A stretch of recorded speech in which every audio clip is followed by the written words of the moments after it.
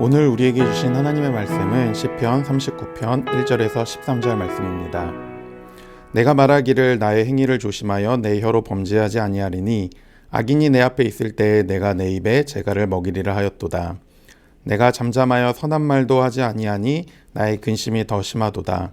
내 마음이 내 속에서 뜨거워서 작은 소리로 읊조릴 때에 불이 붙으니 나의 혀로 말하기를 여호와여 나의 종말과 연한이 언제까지인지 알게 하사 내가 나의 연약함을 알게 하소서. 주께서 나의 날을 한 뼘 길이만큼 되게 하심에 나의 일생이 주 앞에는 없는 것 같사오니 사람은 그가 든든히 서 있는 때에도 진실로 모두가 허사뿐이니이다. 진실로 각 사람은 그림자같이 다니고 헛된 일로 소란하며 재물을 쌓으나 누가 거둘는지 알지 못하나이다. 주여 이제 내가 무엇을 말하리요? 나의 소망은 주께 있나이다. 나를 모든 죄에서 건지시며 우매한 자에게서 욕을 당하지 아니하게 하소서. 내가 잠잠하고 입을 열지 아니함은 주께서 이를 행하신 까닭이니이다. 주의 징벌을 나에게서 옮기소서. 주의 손이 치심으로 내가 쇠망하였나이다. 주께서 죄악을 책망하사 사람을 징계하실 때에 그 영화를 좀먹음같이 소멸하게 하시니 참으로 인생이란 모두 헛될 뿐이니이다. 여호와여 나의 기도를 들으시며 나의 부르짖음에 귀를 기울이소서. 내가 눈물을 흘릴 때 잠잠하지 마옵소서. 나는 주와 함께 있는 나그네이며 나의 모든 조상들처럼 떠도나이다. 주는 나를 용서하사 내가 떠나 없어지기 전에 나의 건강을 회복시키소서. 아멘. 주께 소망을 두라, 주께 소망을 두라라는 제목으로 말씀 증거하도록 하겠습니다. 인생을 살다 보면 누구나 한 번쯤은 억울한 일을 당할 때가 그리고 경험되어질 때가 있습니다. 그로 인해 극심한 스트레스를 경험하게 될 때가 있습니다. 이렇게 억울한 일을 당할 때 가장 쉽게 그 상황을 모면하는 방법이 있다면 항변하거나 부인하는 것입니다. 내 잘못이 아니다. 그것은 잘못 알고 있다. 그 사람의 모함이다. 이렇게 말로 억울함을 푸는 겁니다. 잘잘못을 따지거나 인과관계를 다시 따져 자신의 억울함을 주장하고 그 억울함으로부터 자유하는 겁니다. 그런데 더 큰 문제가 있습니다.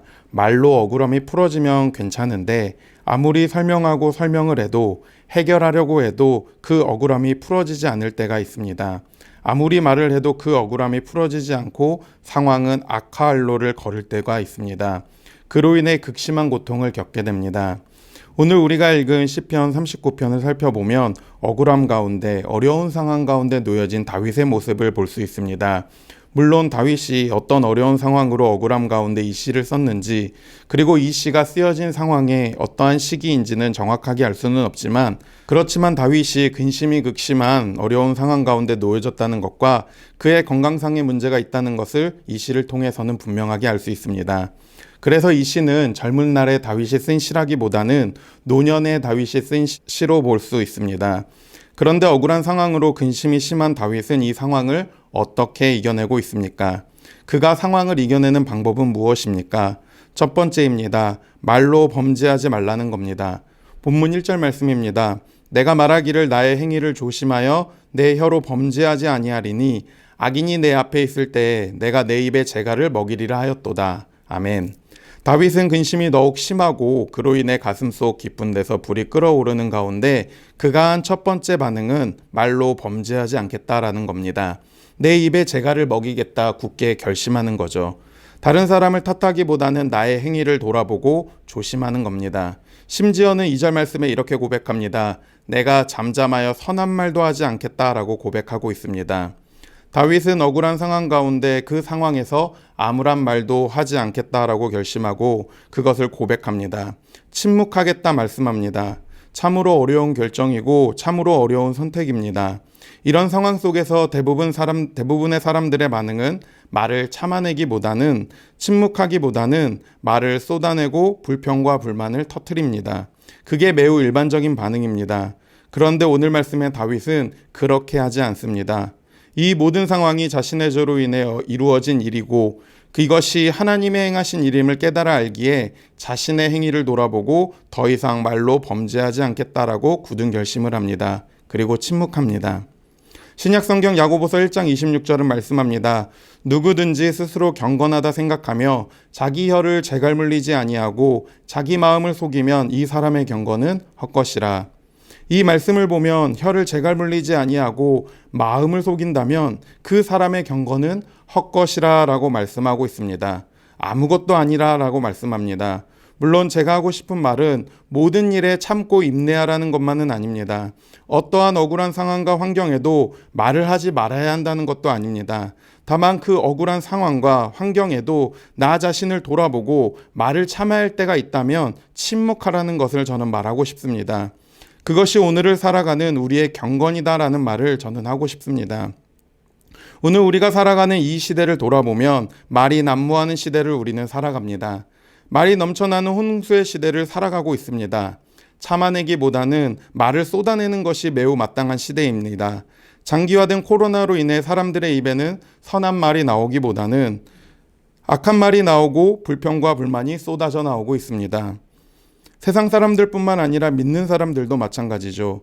그런데 오늘 이 말씀을 묵상하면서 하나님이 우리에게 주시는 마음은 이런 상황 속에서 나의 행위를 조심하여 내 혀로 범죄하지 말라라는 마음입니다. 바라기는 이 시기 가운데 저와 우리 성도님들의 삶이 자신의 삶을 돌아보고 말로 범죄하기보다는 침묵하는 저와 우리 성도님들의 삶이 되기를 권면합니다. 두 번째, 오늘 말씀의 다윗은 이 상황을 어떻게 이겨내고 있습니까? 하나님께 말하라, 하나님께 기도하라 라는 겁니다.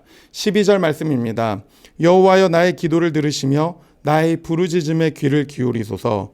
내가 눈물을 흘릴 때 잠잠하지 마옵소서. 나는 주와 함께 있는 나그네이며 나의 모든 조상들처럼 떠도나이다. 다윗은 억울한 상황 가운데 침묵하지만 그가 유일하게 말하는 대상이 있습니다. 바로 여호와 하나님이십니다. 자신의 억울함을 하나님께만 토로하고 있습니다. 저는 이 말씀을 묵상하면서 이 방법이야말로 믿는 자들이 선택해야 할 방법임을 다시 한번 생각해 봅니다. 누가복음 18장에서 예수님은 제자들에게 기도하고 낙심하지 말아야 할 것을 비유로 말씀하십니다. 그때 하신 비유가 바로 과부와 재판장의 비유입니다. 이 비유에 따르면 한 도시에 원수에 대한 원한을 가진 과부와 그리고 하나님을 두려워하지 않고 사람을 무시하는 재판장이 있습니다. 과부는 원수에 대한 원한을 계속해서 재판장에게 풀어달라고 거듭해서 요청하지만 재판장은 과부의 요청을 번번이 거절합니다. 그런데 어느 순간 재판장의 마음이 돌아서게 되는데요. 과부가 원한을 풀어주지 않으면 늘 와서 자신을 괴롭게 할 것을 안 재판장은 과부의 청을 드디어 들어주게 됩니다. 그러면서 예수님은 이렇게 말씀하십니다. 누가복음 15장 7절 말씀입니다. 하물며 하나님께서 그 밤낮 부르짖는 택하신 자들의 고난을 풀어주지 아니하시겠느냐? 그들에게 오래 참으시겠느냐? 예수님은 이 비유를 통해 하나님은 불의한 재판장이 아니다라고 말씀하고 계십니다. 주님은 억울한 가운데 힘든 상황 가운데 원한을 풀어주고 해결해 주시는 분이 바로 하나님이다라고 말씀합니다. 하나님은 오래 참으시는 분이 아니라 그 문제와 상황에 개입하셔서 바로바로 풀어주시는 분이다라고 말씀합니다. 그것이 바로 기도하고 낙심하지 말아야 할 이유입니다. 돌이켜보면 다윗의 삶도 그러하였습니다. 억울한 상황, 힘든 상황, 절망 가운데 다윗은 언제나 하나님께 기도하였습니다. 하나님께 자신의 부르짖음을 들어달라 기도합니다.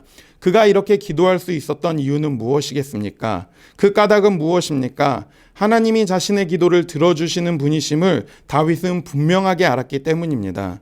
그래서 다윗은 사람에게 말하지 아니하고 하나님께 말하는 겁니다. 하나님께 기도하는 겁니다. 혹여나 우리 중에서도 다윗과 같은 어려운 상황 가운데 처하신 분이 계십니까? 그렇다면 그 상황 속에서 우리가 해야 할 자세와 태도는 하나님께 말하는 겁니다. 하나님께 기도하는 겁니다. 그 상황을 하나님께 기도로 아뢰는 겁니다. 바라기는 저와 우리 성도님들의 삶도 어려운 상황과 환경에서 사람에게 말하기보다는 사람의 방법으로 문제를 해결하기보다는 하나님께 기도함으로 하나님께 말함으로 그 문제와 상황을 해결해 나아가는 자들이 되기를 간절히 원합니다.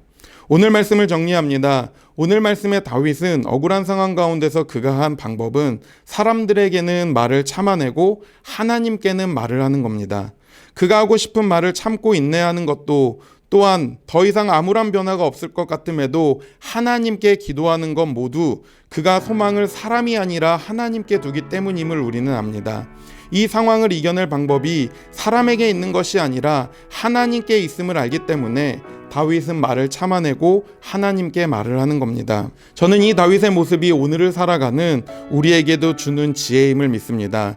사람에게 소망을 두지 않고 하나님께 소망을 두어 하나님께 말하는 다윗의 모습, 이 모습이 세상의 눈으로 볼 때는 얼마나 어리석어 보입니까? 그런데 그런 다윗의 모습이 그 상황과 그 환경을 이겨내는 돌파구였음을 우리는 성경을 통해 기억하고 있습니다. 그래서 오늘 이 말씀을 함께 나눈 저와 우리 성도님들의 삶이 이 말씀을 마음에 새기며 오늘 하루를 살아내는 자들이 되기를 간절히 축원합니다. 어떠한 상황과 어떠한 환경에서도 사람에게 소망을 두지 아니하고 하나님께 소망을 두고 하나님께 말하는 자들이, 그리고 기도하는 자들이 되기를 권면합니다. 기도하겠습니다. 우리의 소망이 되신 하나님 아버지, 오늘 이 말씀을 주심에 감사를 드립니다. 하나님, 우리가 인생을 살아가면서 억울한 일, 낙심되고 절망되어지는 상황 속에서 우리가 말을 쏟아내기보다는 하나님께 나아가는 자들이 될 수 있도록 주님 은혜를 베풀어 주시옵소서. 하나님, 우리가 불평과 불만의 말로 악한 말을 내쏟기보다는 오히려 하나님께 나아감으로 하나님께 모든 것을 맡겨드리는 하나님의 사람들 되기를 간절히 원합니다. 하나님, 오늘도 이 말씀을 가슴에 새기며 오늘 하루를 살아갈 수 있는 힘과 지혜를 더하여 주시옵소서. 세상의 눈으로 볼 때 이것이 어리석어 보이지만 하나님께서는 이것을 통하여서 능하시게 일하실 것임을 믿습니다. 오늘도 그 믿음으로 살아가는 저와 우리 성도님들 될 수 있도록 은혜를 베풀어 주시옵소서. 거룩하신 예수님의 이름으로 기도드립니다. 아멘.